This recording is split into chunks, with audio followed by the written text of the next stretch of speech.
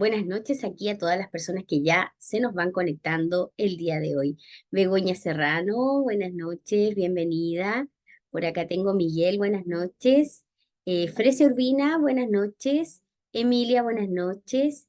Celso Campos, buenas noches. Por acá tengo Carlos, buenas noches. Derius, buenas noches. Michelle, buenas noches, Michelle. Johan, buenas noches. Jorge Vicencio, buenas noches. Carlos Richard, buenas noches. Verónica, buenas noches. Rocío Calquín, buenas noches. Justo haré dormir a mi bebé, pero estaré atenta. Perfecto, Rocío, no te preocupes. Buenas noches aquí a todas las personas que ya van llegando y se van conectando el día de hoy. Muy bien, vamos a ver dónde nos encontramos en esta sesión de estudio. Buenas noches a todos. Perfecto. Como ustedes ya saben, todos los días estudiamos un capítulo del libro del conductor. Si alguno de ustedes se perdió alguno o hoy día está ingresando por primera vez, les recuerdo que en su cuenta Premium ustedes pueden encontrar, por supuesto, todos los capítulos grabados. Muy bien. Hoy nos corresponde hablar, hoy día jueves, sesión número 4 que habla sobre el individuo en el tránsito. Justamente vamos a hablar de este tema que es un contenido súper importante, que es alcohol y conducción. Este es uno de los temas que en su examen vale doble puntaje, así que yo me voy a centrar mucho en ese contenido, por supuesto, para que ustedes aprendan súper bien. Muy bien. Este es un capítulo bastante largo. Ya es un capítulo que merece más estudio. Yo, en esta hora de estudio que tenemos, yo me voy a centrar en lo más importante. Hay algunas partes que me voy a saltar para poder llegar a lo más importante de este capítulo. Pero por supuesto, siempre es recomendable volver a releer nuevamente el capítulo, ¿ok?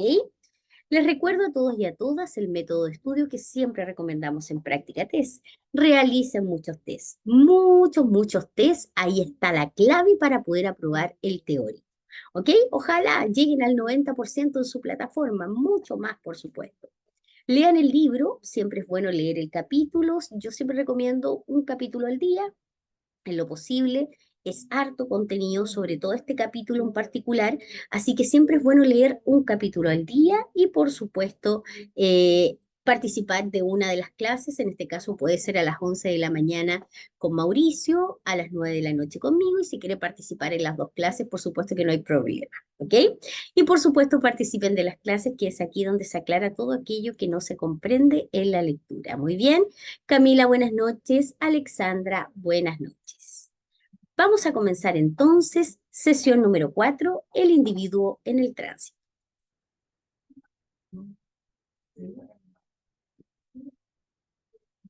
Muy bien. Como ustedes ya saben, nosotros estudiamos todos los días desde nuestra plataforma oficial, que es practicatest.cl. Nos vamos a la sección de temarios. Aquí vamos donde dice temario B, y aquí están todos los capítulos del libro del conductor y nos vamos a aquel que dice leer temario. Y aquí está el tema que vamos a estudiar el día de hoy. Buenas noches, Esther Solís. Buenas noches, 7B24M3. No sale su nombre. Buenas noches. Vamos a comenzar entonces.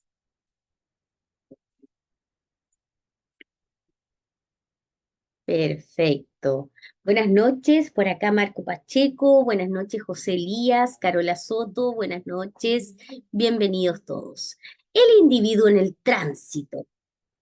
En esta unidad, ¿qué vamos a aprender? Vamos a centrarnos en la figura del conductor del vehículo al que la licencia B habilita a manejar. Trataremos aquellos factores que inciden negativamente en las capacidades del conductor y a qué multas y sanciones se enfrenta por la comisión de delitos al volante. Por último, vamos a identificar los efectos que, entre otros, produce la fatiga, la somnolencia, el estrés o el alcohol en el organismo del conductor. Bien. Buenas noches, Lugo. La conducción de un vehículo implica grandes exigencias. ¿Por qué ocurren los siniestros? Comúnmente al conducir, las personas olvidan sus limitaciones y capacidades humanas, aunque pueda sonar exagerado. Por esta razón, es muy importante que usted esté consciente del actuar de las personas desde el inicio de su formación como conductor. Para ello, los conocimientos que aquí se entregan son fundamentales. Claramente, como lo vimos ayer en convivencia vial, Claramente usted tiene que saber que y tenemos que estar conscientes del actuar de las personas y de nuestro propio actuar, por supuesto, para poder realizar una conducción segura y también eficiente. Según las estadísticas, se nos señala que los conductores principiantes tienen 10 veces más siniestros que los experimentados. Al menos una vez en su vida, las personas se ven involucradas en algún siniestro con víctimas. Atención, esto solamente son estadísticas, no significa que a todos les pase. ¿Ok? Si uno es prudente, conduce con precaución, créanme que por supuesto no deberían tener por supuesto problemas. Sí, tenemos que estar conscientes de que existen otras personas que por supuesto conducen de una manera que no es adecuada, por eso siempre conducir a la defensiva. Muy bien. Perfecto. Buenas noches, Vilma Carrizo, Sebastián Alejandro, profesor Hermosa. Ah, gracias. Patricia, buenas noches. Muy bien. Como ya les decía, este capítulo tiene algunos ejercicios, en este caso, que ustedes tienen que guiar, tienen que ir guiando, en este caso, el acompañamiento a un conductor en su viaje. Es un ejercicio que tiene imágenes bastante amables de seguir, pero yo se los voy a dejar para que ustedes lo estudien en un momento de estudio personal. ¿Ok? Yo me voy a centrar ahora, como ya les dije al inicio, es un capítulo muy extenso, así que me voy a centrar en lo más importante de este capítulo el día de hoy. Perfecto. Buenas noches, Patricia. Buenas noches, Edwards. Buenas noches, Cecilia. La capacidad visual. Dice así. Ver correctamente en diversas situaciones al conducir es muy complejo, de noche, con lluvia, de día, con sol de frente, hasta factores que parecen simples como vidrios limpios influyen en la capacidad visual.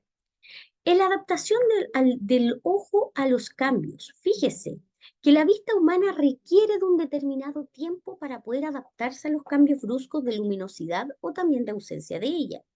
¿Qué es la ceguera real temporal? Atención, se puede producir al mirar directamente y por un tiempo prolongado los focos de los vehículos. Todos nosotros hemos sido copilotos o hemos mirado los focos de los vehículos y sabemos cuán molesto es. En ese momento, el conductor o las personas que miren estos focos quedan con una capacidad visual del 0% por unos milisegundos. ¿Qué quiere decir eso? A eso se le llama ceguera real temporal. Conducir en un túnel puede ser muy complejo al salir de este. El ojo requiere un tiempo antes de ver con máxima nitidez. Claramente, cuando uno se escandila, cuando sale de un túnel, por supuesto que el ojo se tiene que adaptar, por supuesto, a este cambio de luminosidad.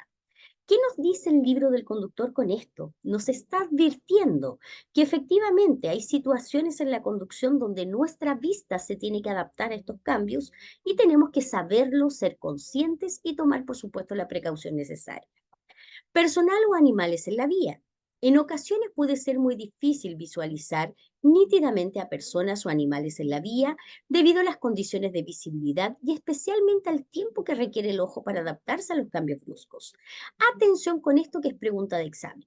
Conviene saber que un abrigo oscuro refleja solo, atención, el 5% de la luz. La ropa blanca, un 80% de la luz. Y los materiales reflectantes entre un 90 y un 98% de la luz. Atención con esto que es pregunta de examen. ¿Qué es la percepción selectiva? Vamos a ver. Buenas noches, Alicia, José Bello, buenas noches. La percepción selectiva. Vamos a leer primero la definición que dice así. El cerebro selecciona estímulos o información al conducir debido a la gran cantidad de estímulos a los cuales se expone un conductor. La selección e interpretación de ellos no es casual, sino que se determina por el estado de vigilancia, necesidades y expectativas. ¿Qué quiere decir esto? La percepción selectiva es una capacidad del cerebro, no es una capacidad de los ojos. El cerebro, en este caso, selecciona todos aquellos estímulos que yo necesito para la conducción. Por ejemplo, Si yo voy conduciendo, voy mirando hacia adelante, veo que adelante hay un cruce, por el costado izquierdo hay una vereda, por el costado derecho van pasando vehículos, veo también que más adelante hay un paso de cebra, veo también, y todo esto que yo estoy mirando es de alguna forma lo que el cerebro me manda en ese momento que yo tengo que visualizar para tomar la atención necesaria para la conducción. A eso se le llama percepción selectiva. Si yo no tuviera esta percepción selectiva, estaría conduciendo mirando el horizonte, mirando los pajaritos que van atravesando el cielo y estaría sumamente distraída en la conducción. En este caso, el cerebro, de alguna forma, nos indica que nos fijemos y nos centremos en lo que necesitamos para conducir. Muy bien, a eso se le llama percepción selectiva. Ahí tenemos otro ejercicio que también se los dejo para que lo puedan visualizar en otro momento. Muy bien, vamos a ver ahora la visión directa y la visión periférica. La visión periférica junto con la visión directa se complementan en un efecto de compenetración. Es decir, se descubren cosas con la visión periférica y se reconocen con la visión directa. Lo que quiere decir también que la visión periférica nos entrega a lo menos un campo visual de 180 grados. O sea, tal como indica la flecha que está de color morado. Y la visión directa, en este caso, nos indica que tenemos que mirar siempre hacia adelante. Los conductores experimentados utilizan mucho más la visión periférica que los inexpertos. En este caso, por ejemplo, tenemos que complementar estos dos tipos de visión para poder conducir de buena manera.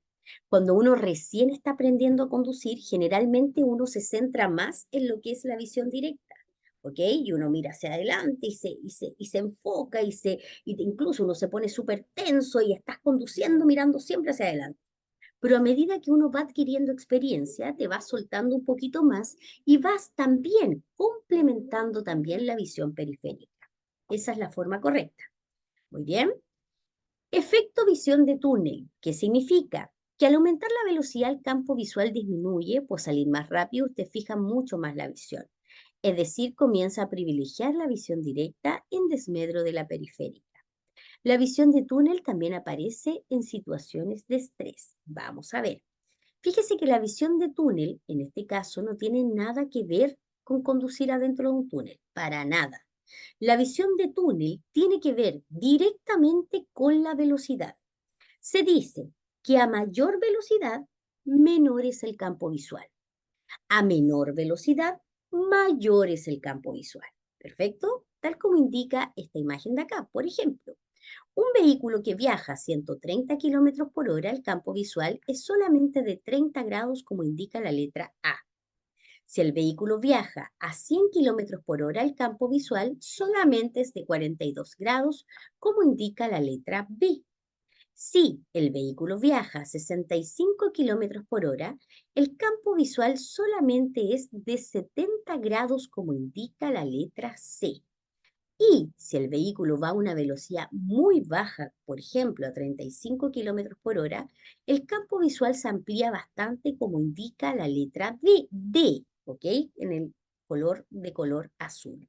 Muy bien, entonces, el efecto visión de túnel está directamente relacionado con la velocidad y también dice, en situaciones de estrés, una persona que está conduciendo con una situación de estrés muy, muy aguda, por supuesto que su campo visual disminuye y de alguna forma hay un nivel de concentración también que no es el adecuado. Muy bien, ahí tenemos por supuesto un video explicativo de este tema. También se nos dice, cambiamos de tema, la conducción segura también requiere equilibrio emocional.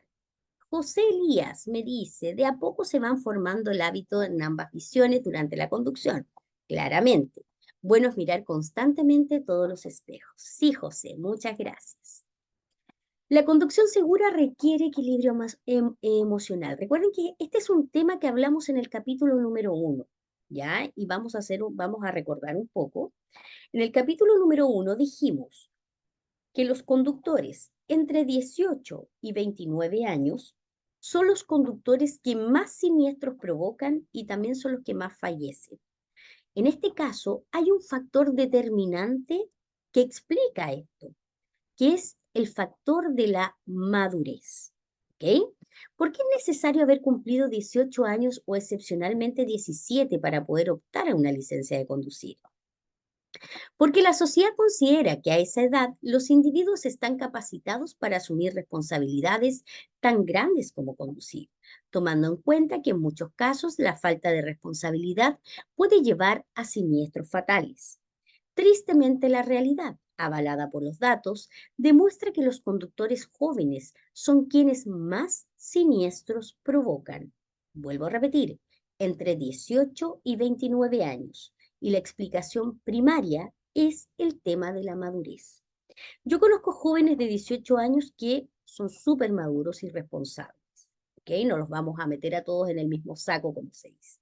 ¿Ok? Pero también conozco un gran grupo de jóvenes que, por supuesto, que se ponen en riesgo constantemente, ya que el miedo en este caso, acuérdense ustedes a esa edad, uno a los 18 años hay pocas cosas a lo que le tiene miedo, ¿ok? En este caso la percepción del riesgo es menor, ¿ok? ¿Cuáles son los principales factores que explican la alta siniestrabilidad en los conductores jóvenes? Primero, necesitan excesiva necesidad de autoafirmación, necesitan validarse constantemente. Capacidad de conducción sobrevalorada. Creen que no usar las medidas de seguridad no va a pasar nada. Comportamiento exhibicionista en el grupo, necesitan mostrarse constantemente. Asumir mucho riesgo al conducir, lo que les hablaba del miedo.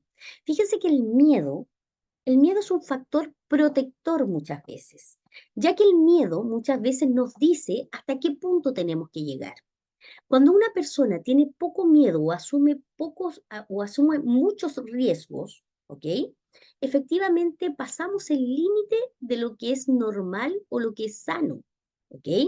En este caso, una persona que vive con miedo tampoco es sano, ¿ok? Todos los extremos, como se dice, no son lo más adecuado. Hay que mantener un equilibrio claramente.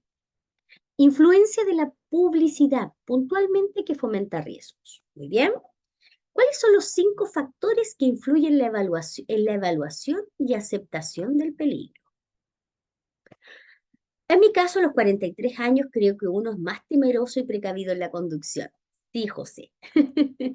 Claramente, a medida que uno va cumpliendo años, uno va tomando mucho más resguardos, ¿ya? Uno va siendo mucho más precavido.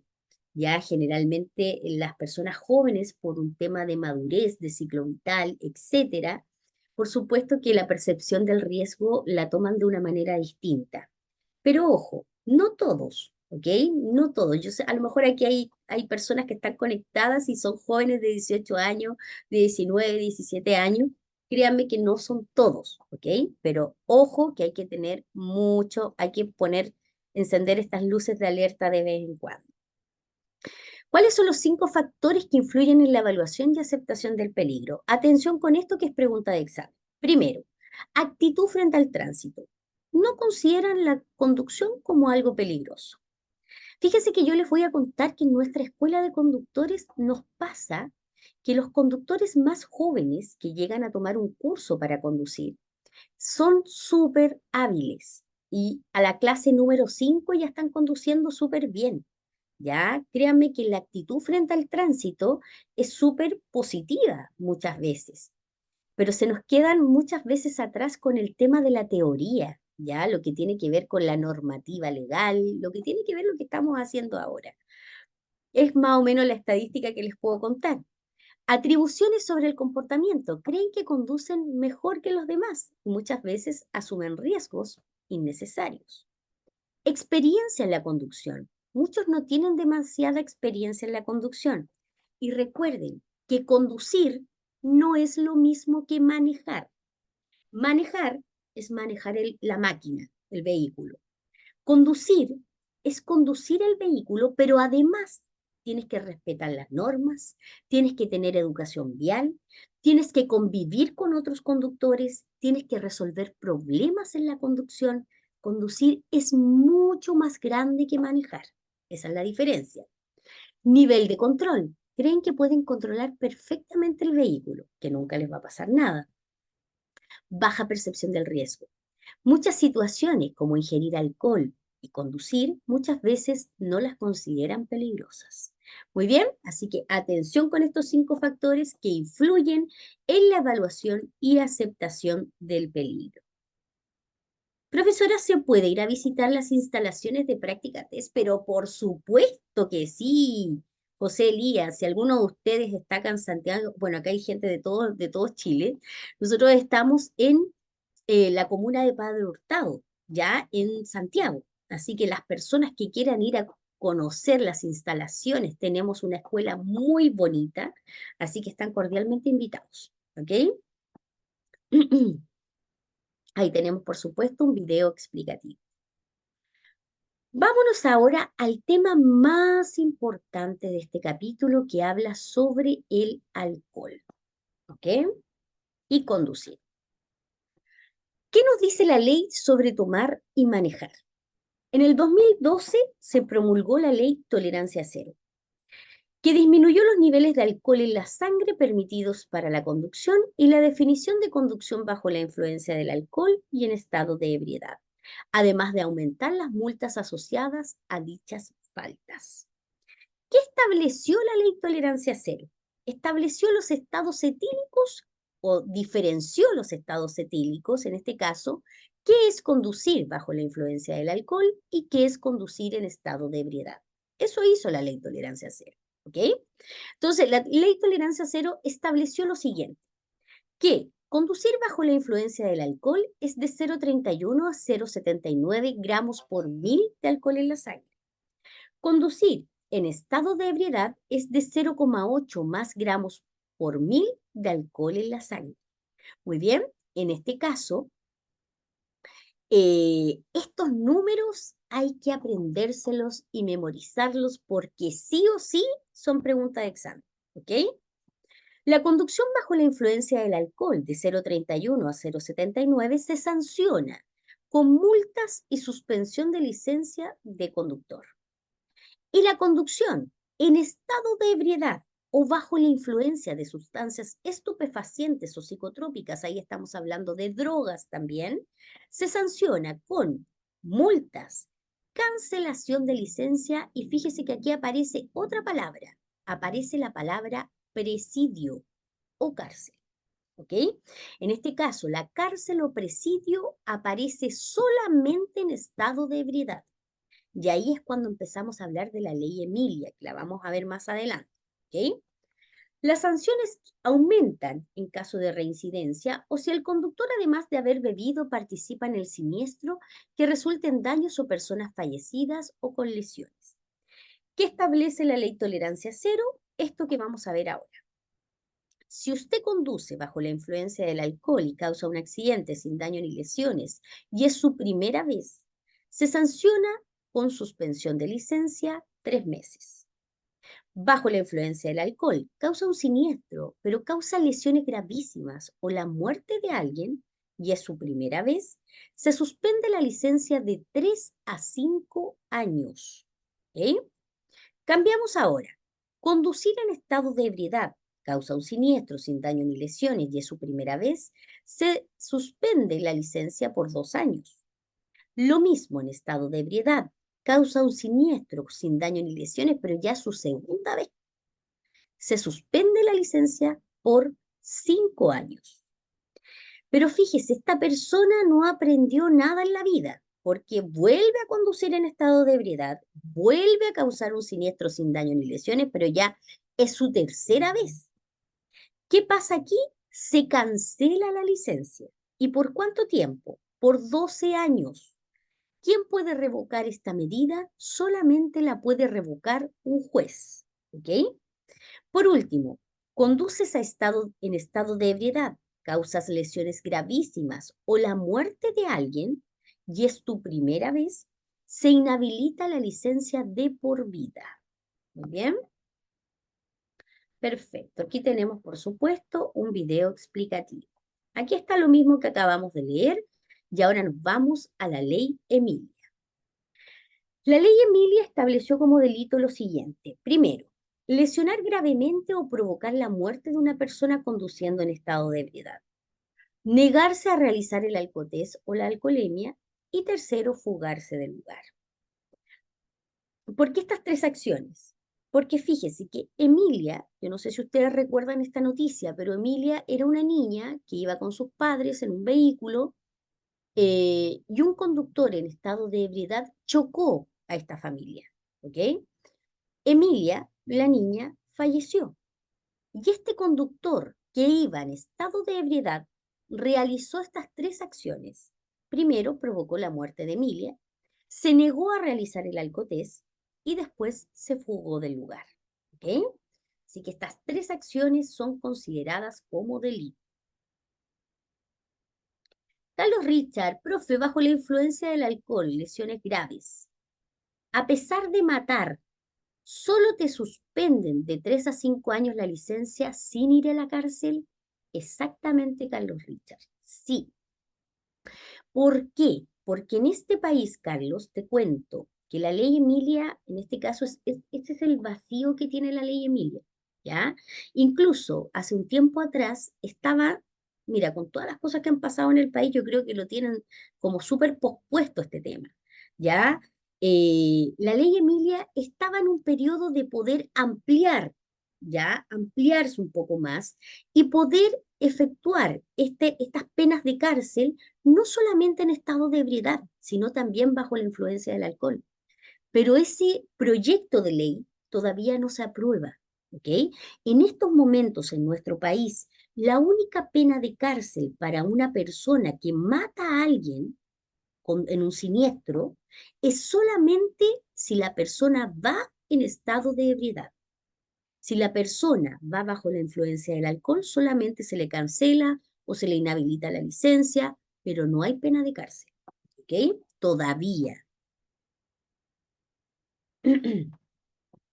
En caso de siniestro vial, usted siempre tiene que detener la marcha del vehículo, prestar ayuda al que fuese el posible afectado y dar cuenta a autoridades sobre el hecho. De no cumplir estas obligaciones, el conductor comete un delito de fuga del lugar del accidente, aunque no haya consumido alcohol.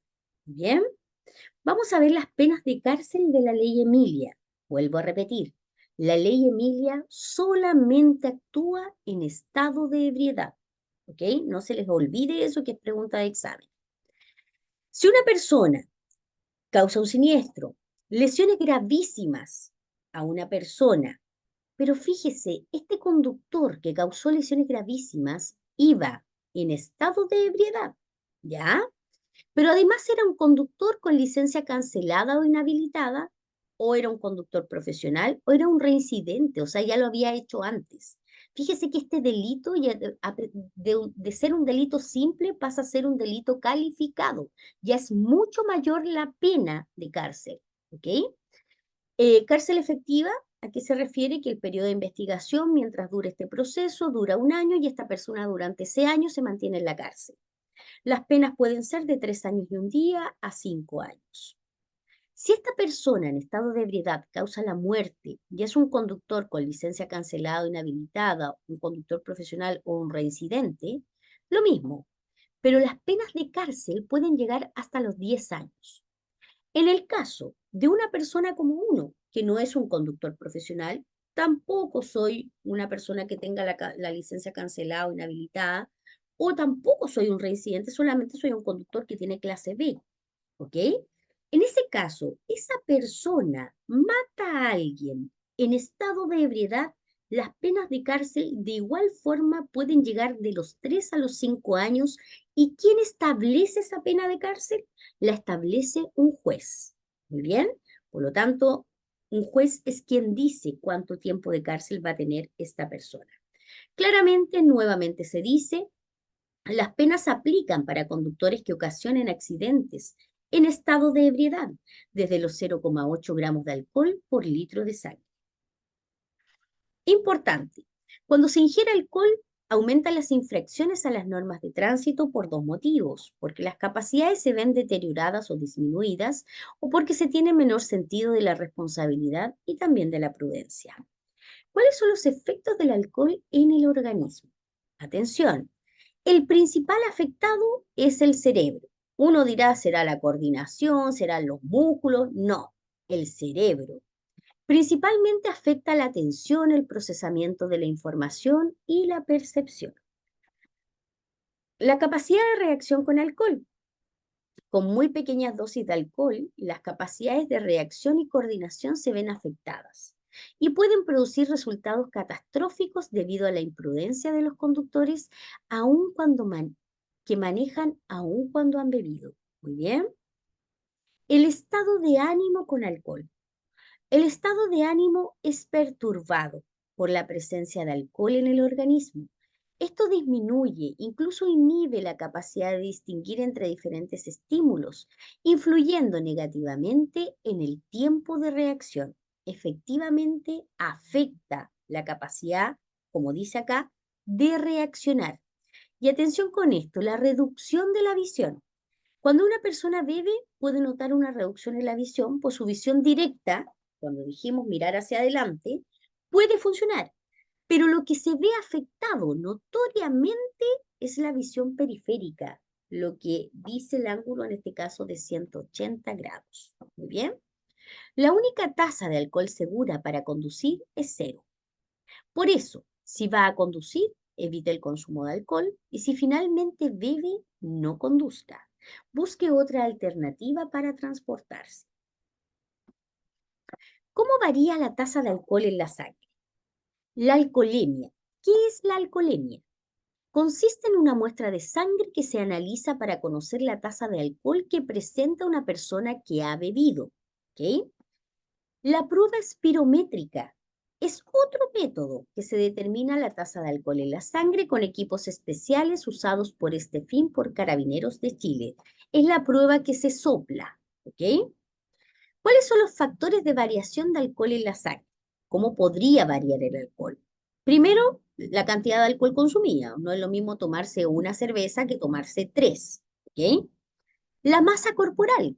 A menor peso, mayor es la tasa de alcohol en la sangre. El sexo. Con la misma cantidad de alcohol ingerida y el mismo peso, podríamos decir, es muy probable que las mujeres tengan mayor tasa de alcoholemia que los hombres. ¿Por qué pasa esto? Porque metabólicamente somos distintos, ¿ok? Por lo tanto, el procesamiento del alcohol puede ser más lento quizás en la mujer. La duración de la ingesta.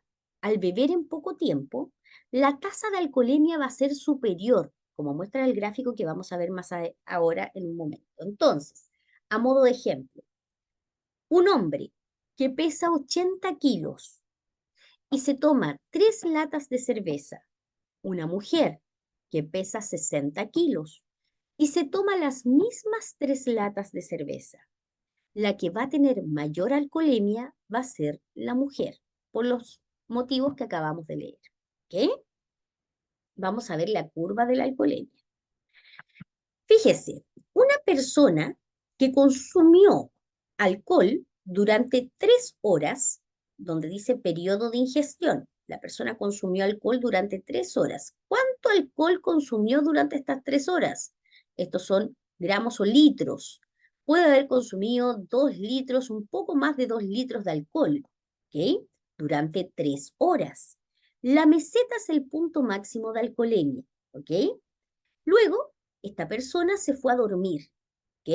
Durmió, usó un reposo nocturno de 8 a 9 horas, pero mientras dormía, fíjese que el alcohol todavía se mantenía en la sangre, ¿ok? Todavía y comenzaba a bajar lentamente. En este caso, cuando la persona descansó, imaginemos que se fue a trabajar. La persona se fue a trabajar después que han pasado ya, desde que empezó a consumir, han pasado casi 12 horas, 13 horas, todavía hay alcohol en la sangre. Fíjese que han pasado 16 horas desde que comenzó a consumir rápidamente durante 3 horas. Todavía quedan 0,5 gramos de alcohol en la sangre. Finalmente, cuando ya pasaron 19 a 20 horas, el alcohol recién salió de la sangre. Muy bien, esto es un gráfico, en este caso, la duración de la ingesta. En este caso, el ejemplo que se realiza es mediante el consumo durante 3 horas, por lo menos 2 litros y un poquito más de alcohol. Muy bien. La detección de alcohol en la sangre, el alcohol en la sangre siempre se detecta a los 5 minutos de la ingesta. La liberación de alcohol en la sangre. El cuerpo metaboliza el alcohol y dicho proceso no se puede acelerar. Los remedios caseros, como el café, el cigarrillo, la ducha fría, los ejercicios físicos, solo transforman a una persona borracha adormecida en una persona borracha despierta. Muy bien. Importante, dormir algunas horas podría no ser suficiente para garantizar una conducción segura. Claramente lo vimos en el gráfico que acabamos de ver. El alimento ingerido reduce el alcohol en la sangre. El alimento sí lo reduce. El alcohol mezclado con bebidas carbonatadas fomenta también la absorción por el estómago. La edad. Mayores de 65 y menores de 18 años son el grupo que percibe, atención, repito, porque esto es súper pregunta de examen. Los mayores de 65 años y los menores de 18 años son el grupo que percibe más fuertemente los efectos del alcohol. Los conductores de menor edad están en un mayor riesgo al conducir bajo la influencia del alcohol, pues aún no han automatizado muchos movimientos. Aquí tenemos, por supuesto, un video explicativo. Noemí me dice, justo en las noticias se están mostrando el accidente de las 2 chicas que murieron por un conductor ebrio. No te puedo creer. Qué pena. Qué pena. Bueno, en este caso, este conductor ebrio este conductor ebrio va a ser sancionado por la ley tolerancia cero y también por la ley Emilia, ¿ok? Si está en estado de ebriedad, por ambas leyes, ¿ok? Qué pena. Llegamos ahora a las drogas y los estupefacientes. Al igual que el alcohol, el consumo de drogas afecta gravemente a los conductores al momento de conducir, pues los pone en grave riesgo. La mayoría de las drogas disminuyen o eliminan, atención, la percepción, la cognición, la atención, el equilibrio, el tiempo de reacción y otras facultades necesarias para la conducción. Las drogas generan dependencia física y psicológica. Las drogas más consumidas en la actualidad, atención, son las siguientes, pregunta de examen: marihuana, cocaína, éxtasis, anfetaminas y también alucinógenos. Me voy a quedar con este cuadro que muestra claramente cuáles son las manifestaciones en la conducción de las drogas. Dice así: ¿qué droga me provoca dificultad para calcular distancias? La marihuana, la cocaína, el éxtasis y la pasta base.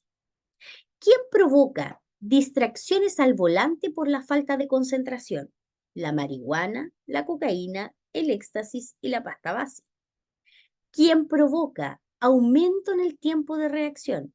La marihuana. ¿Quién provoca pánico durante la conducción? El éxtasis. ¿Quién provoca alteración de la percepción del entorno? La marihuana, la cocaína, el éxtasis y la pasta base. ¿Quién provoca comportamiento más competitivo o agresivo con los demás conductores? La cocaína, el éxtasis y la pasta base. ¿Quién provoca impulsividad para enfrentar los imprevistos? La cocaína, el éxtasis y la pasta base. Muy bien. Perfecto. Vámonos ahora a las enfermedades. ¿Cuáles son las enfermedades que pueden afectar la conducción? Las enfermedades que pueden afectar la conducción se clasifican en 3 grupos. Primero, son las enfermedades cardíacas, las enfermedades respiratorias y las enfermedades neurológicas y trastornos mentales.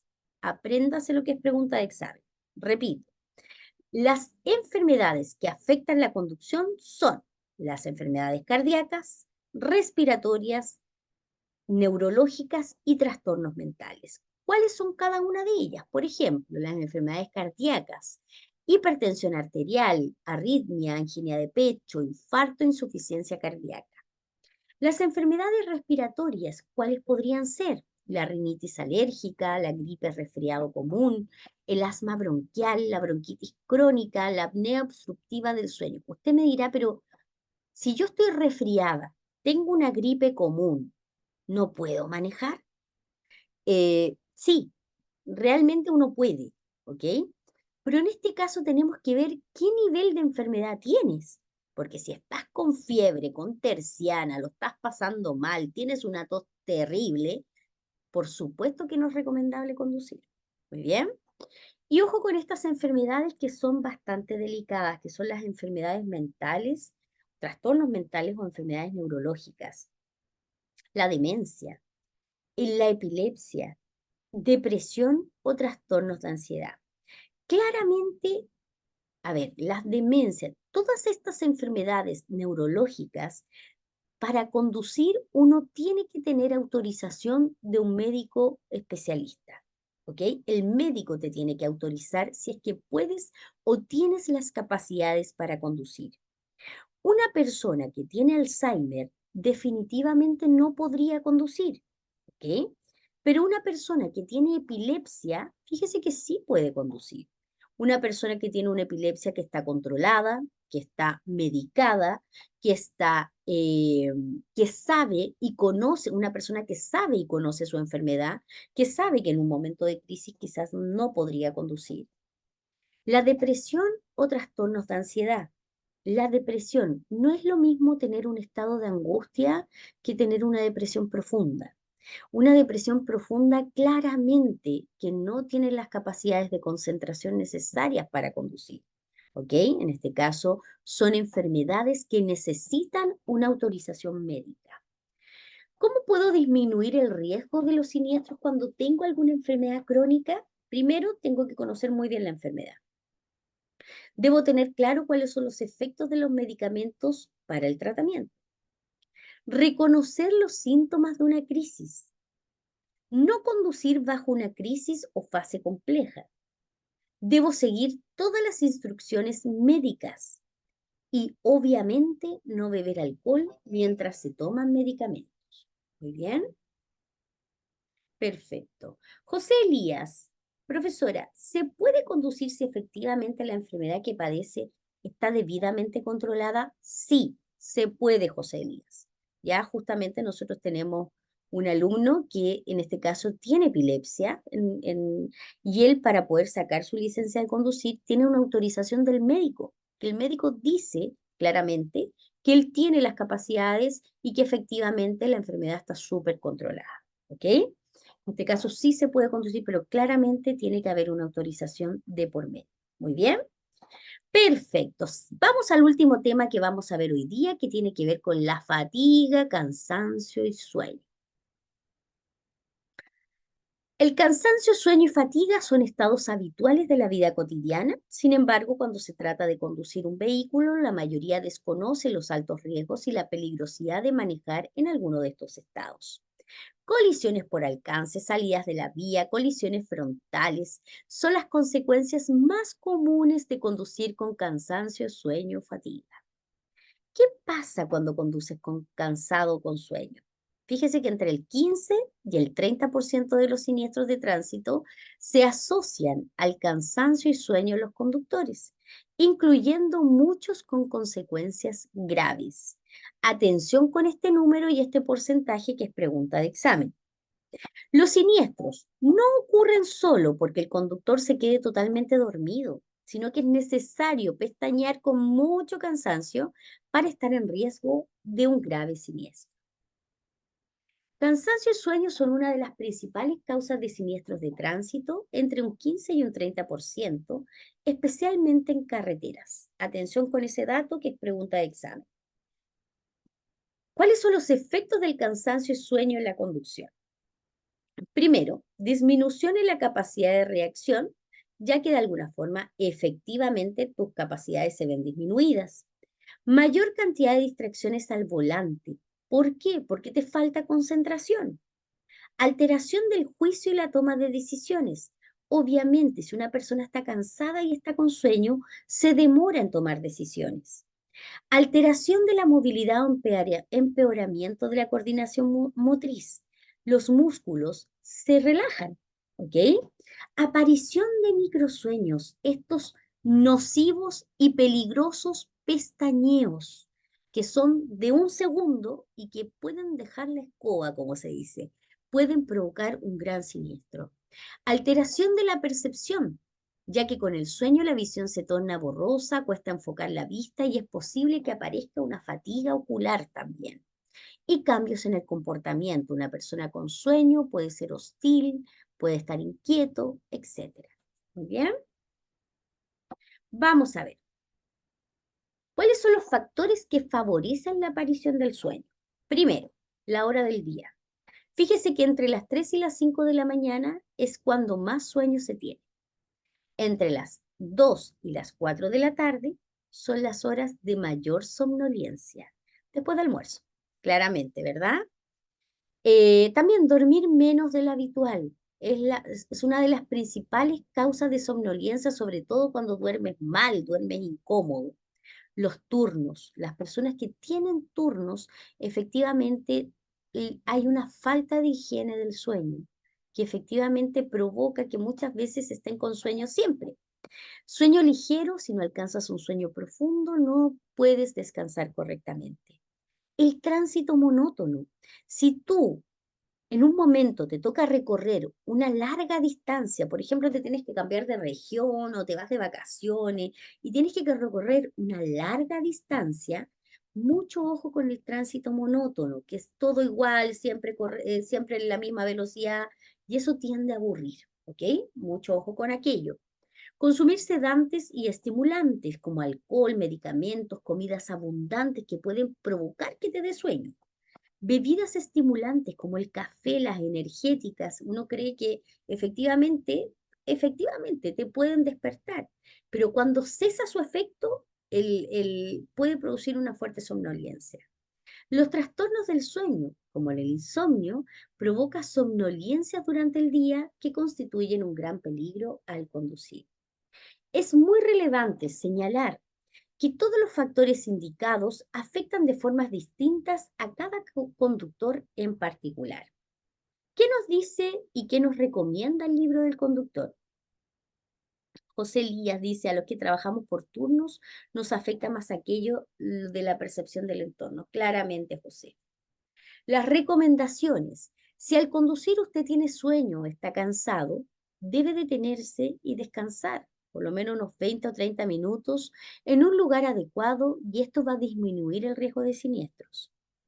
Cuando conduzca largas distancias cada 2 horas, descanse 20 o 30 minutos cada 200 kilómetros de conducción. Esté siempre atento a los síntomas del sueño o fatiga. Sin duda, siempre es mejor detenerse y descansar. Muy bien, así que mucha atención. Y aquí tenemos, por supuesto, un video explicativo y llegamos, por supuesto, al final del capítulo. Aquí está la normativa legal. Tenemos también un video de apoyo acá del profesor David y finalmente el test de la unidad. Vamos a hacer algunas preguntas, ustedes me contestan en el chat. Como ya les dije al inicio del capítulo, les recuerdo que esto es un capítulo muy extenso que merece una nueva lectura, merece ser repasado y hacer harto test de este capítulo. Muy bien, primera pregunta.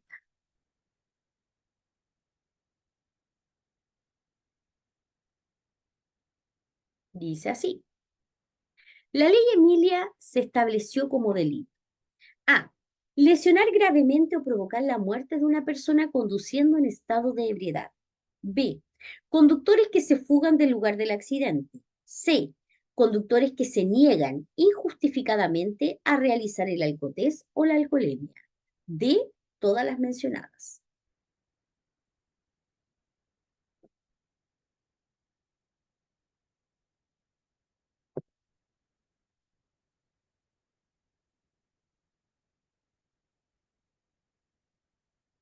Perfecto. Claramente ustedes me dicen que es la letra D, todas las mencionadas, y eso es correcto. Muy bien. Siguiente pregunta. La visión de túnel se produce cuando A. El conductor utiliza su campo visual al máximo. B.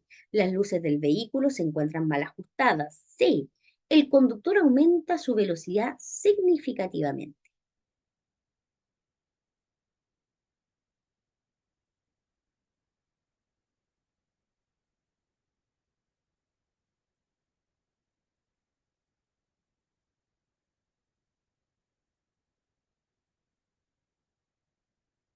Claramente, ustedes me dicen que es la letra C y eso es correcto. Recuerden siempre que la visión de túnel tiene relación directamente con la velocidad. Muy bien.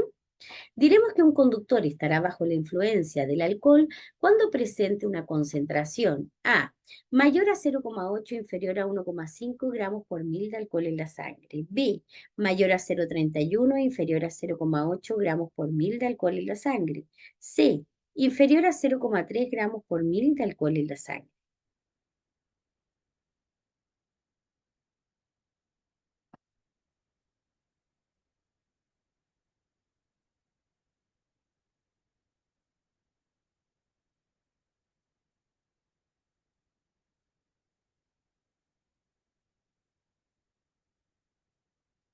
Muy bien, la mayoría de ustedes me dice la letra B. Siempre acostumbren a leer muy bien la pregunta. Recuerden siempre que comprensión lectora es súper importante para dar este examen. Hay mucha gente que se equivoca porque no leen bien, más que no sepan. No es porque no sepan, es porque leen rápido, todo eso. Excelente. Bajo la influencia del alcohol. Muy bien. ¿Cuál es la droga que afecta y altera la percepción del entorno? A, pasta base. B, todas las mencionadas. C, cocaína. D, marihuana.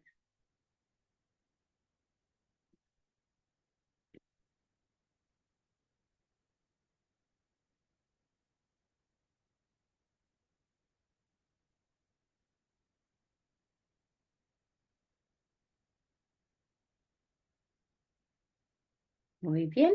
Ustedes me dicen que es la letra B y yo voy a marcar todas las mencionadas y eso es correcto. Muy bien. Dice así. Usted comienza a sentir cansancio. ¿Qué debería hacer? A. Detenerse a descansar en un lugar adecuado y dormir. 20 o 30 minutos de sueño son suficientes en la mayoría de los casos. B. Detenerse y comer una gran comida. C. Terminar el viaje y después dormir. D. Detenerse inmediatamente y respirar profundo. Claramente, está súper fácil la respuesta. Súper fácil, claramente, sí. Súper, excelente. Prohibido equivocarse con esta pregunta. Claramente la letra A. Muy bien, excelente. Muy bien, queridos estudiantes, hemos llegado ya al final de este capítulo. Vamos entonces les cuento mañana qué nos toca. Atención, mañana nos toca el tema de usuarios vulnerables. Mañana vamos con usuarios vulnerables. Este tema es súper importante también, ya que este tema en particular se habla sobre el sistema de retención infantil. Y el sistema de retención infantil en su examen vale doble puntaje. Muy bien, así que mucha atención también para mañana. Así que nos volvemos a encontrar mañana.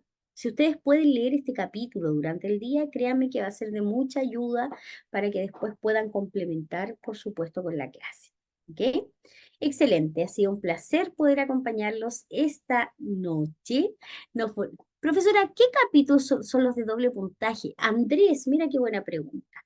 Andrés, los capítulos de doble puntaje son alcohol y conducción, sistemas de retención infantil y velocidad.